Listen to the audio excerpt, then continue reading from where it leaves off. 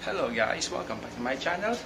At ang vlog na ito ay tungkol sa dito sa isang 10 peso coin na nakita ko dito sa aking mga barya. So may kasi ako guys, piso net. So nakita ko itong 10 peso coin na to, kakaiba yung itsura niya. Okay, so pakita ko na sa inyo. Ayan guys, so tingnan nyo ito yung ordinary na 10 peso coin. Ito naman yung 10 peso coin na bago, di ba? So ito naman, ayan, 10 peso coin siya, year 2002. Tapos purong silver. Ayan, ito meron siyang parang ginto dito sa di ba? Sa gitna. So ito naman wala, para lang siya. Pag nakatalikod, parang piso lang. 1993. Diba? So, pakita ko sa inyo. Focus natin. Diba? So, hindi siya gold. Silver siya. Yan. Yan.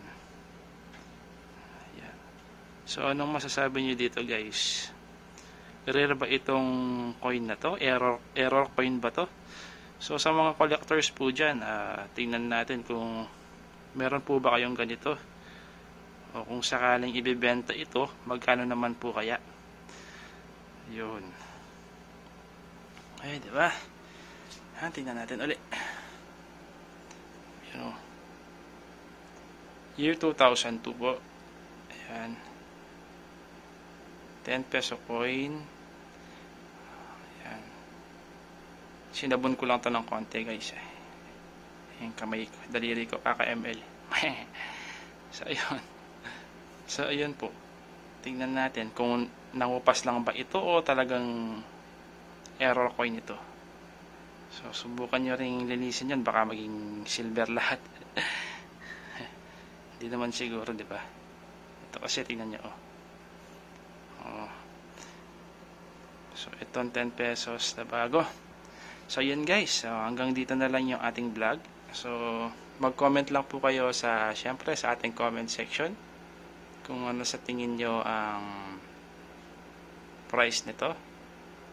Yan, yan, 10 peso coin na silver. Diba?